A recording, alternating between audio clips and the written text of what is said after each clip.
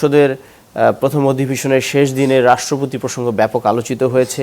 এই রাষ্ট্রপতিকে সরিয়ে দেওয়া দরকার, রাষ্ট্রপতিকে গ্রেফতার করা দরকার, এমন বক্তব্য দিয়েছেন নাহিদ ইসলাম। পক্ষান্তরে বিএনপির সিনিয়র সংসদ সদস্য আমির খসরু মাহমুদ চৌধুরী তিনি বলেছেন যে রাষ্ট্রপতি একজন প্রতিষ্ঠান, তিনি কোনো ব্যক্তি নন।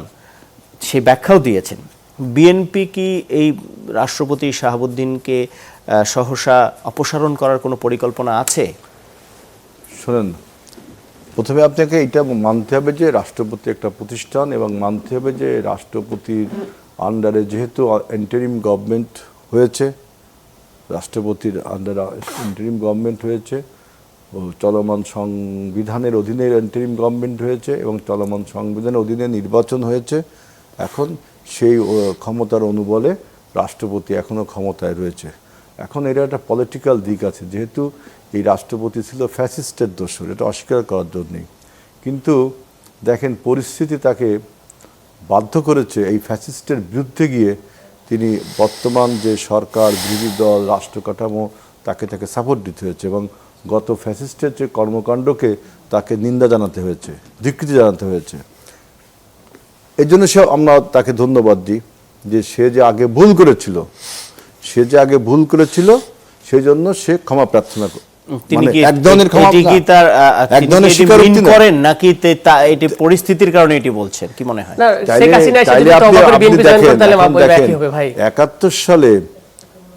71 সালে যে সমস্যা জামাত ইসলাম করেছে, যে ভুল তারা করেছে, তারা যদি স্বীকার করতো রাষ্ট্রপতির মতো, রাষ্ট্রপতি যেমন স্বীকার করছে যে হাসিনা এই কাজ করেছে, আমাদের বর্তমান জামাত ইসলাম তারাও যদি বলতো যে আমাদের পূর্বের নেতারা এই ভুলগুলো করে গেছে, তাহলে কিন্তু ইতিহাসের অনেক অমীমাংসিত সত্য মীমাংসিত হয়ে যেত, তাই না?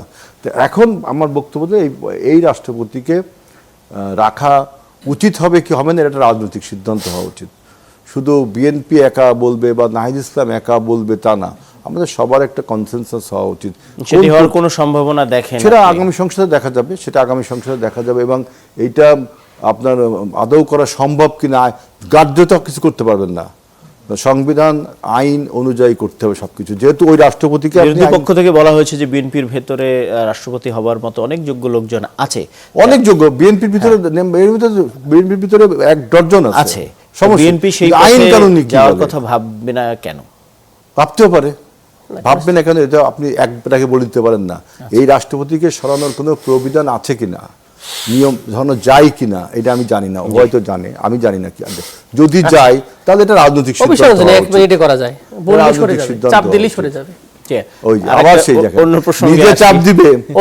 ওনারা বেসিক্যালি ওনাদের ইচ্ছা মতো সরাবে, কারণ আছে ওনাদের they need to use it, এটাকে ক্যাপিটালাইজ করা দরকার। আপনি যাই বলেন না কেন, কারণ ওনারা সংবিধানের বাইরে যেতে যাবে না। সংবিধান বিষয় না ভাই, খুব ইন্টারেস্টিং। আপনি সংবিধানের 5 বছর রেখে দিলে আমি খুশি হব আরো বেশি। এই সংবিধান, কারণ ওনাকে না দাদা 5 বছর রাখেন, যে দরকার ভালো পড়ে 5 বছর রাখবেন না কেন? যেহেতু সে তওবা করে চলে আসছে, শেখ হাসিনা তওবা করে বিএনপি জয়েন করলে অবশ্যই তাকেও নিয়ে নেবে ইনশাল্লাহ, ঠিক আছে? ওনারা যদি বলে, আমি যদি এই যে 71-এর ইস্যু নিয়ে অনেকের কথা বলেন, এখানে কয়েকটা দলের নাম এখনো আসেনি। আমি যদি বলতে চাই, আরো চাইনিজ বামদের নাম আসেনি কিন্তু, এবং অনেক পীর সাহেবদের নাম আসেনি কিন্তু, যত আমি হিস্ট্রি পড়ে দেখেছি। নাম কিন্তু সংজ্ঞায় যদি বলেন, আমি সংজ্ঞায় যদি যাই, এবং আমি যদি বলি পার্লামেন্টে যে 214 জন বিএনপির আছে, কয়জন ফ্যামিলি শান্তি কমিটির আছে, আমি যে নাম প্রকাশ করবো ভাই, আমি চাই না।